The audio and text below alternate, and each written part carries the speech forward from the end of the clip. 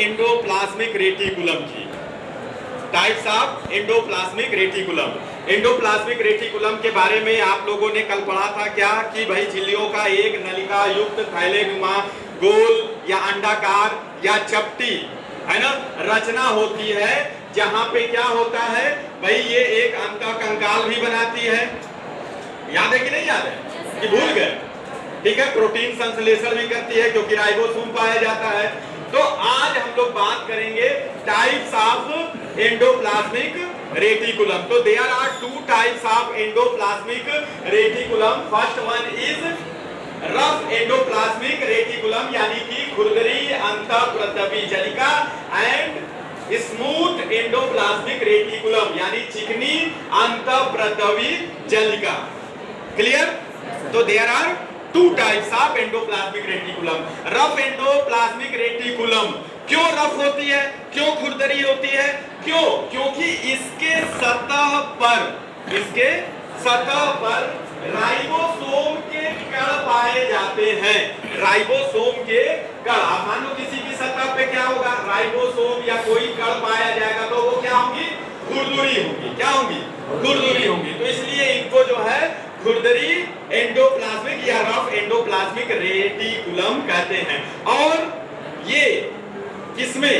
Rough endoplasmic reticulum में जो ribosome की सब यूनिट है राइबोफोरिन, याद रखना, राइबोफोरिन नामक ट्रांसमेम्ब्रेन ग्लाइकोप्रोटीन से जुड़ी होती हैं।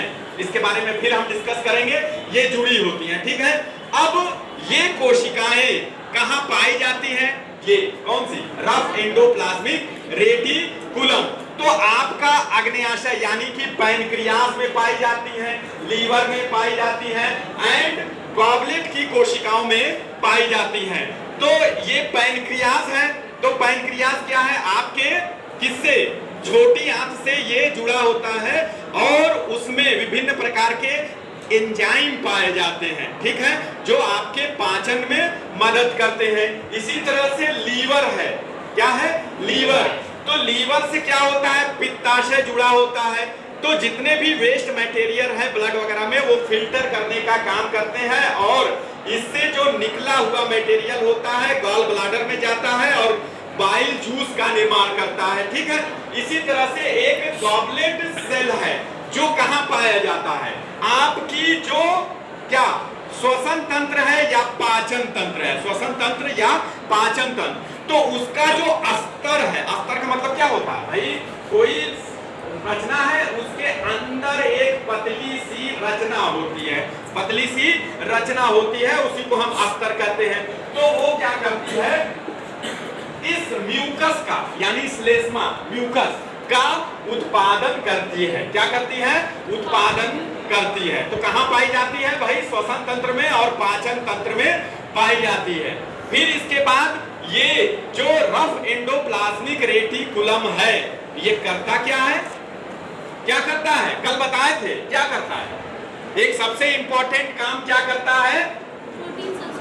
प्रोटीन संश्लेषण करता है। क्या करता है? प्रोटीन संश्लेषण का कार्य करता है। और उसमें क्या है?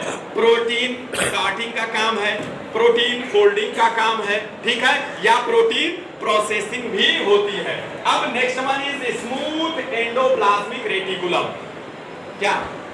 स्मूथ एंडोप्लाज्मिक रेटिकुलम यानी कि चिकनी अंतःप्रतवी जालिका।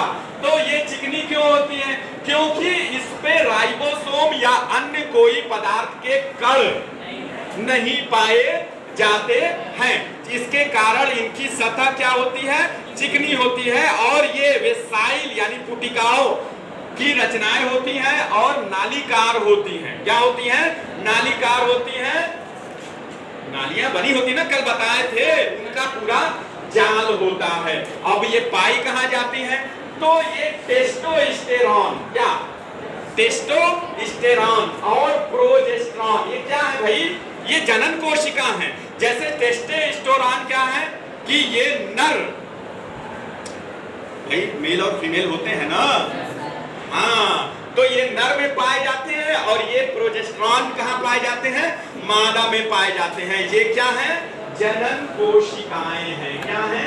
जनन कोशिकाएं हैं। तो ये क्या करती है?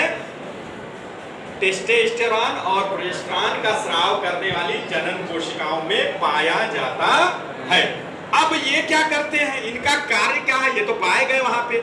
इनका कार्य है लिपिड का संश्लेषण। ये प्रोटीन का संश्लेषण करते हैं और ये किसका संश्लेषण करते हैं? हाँ, लिपिड का। फास्फोलिपिड सुना ना, कल बताए थे।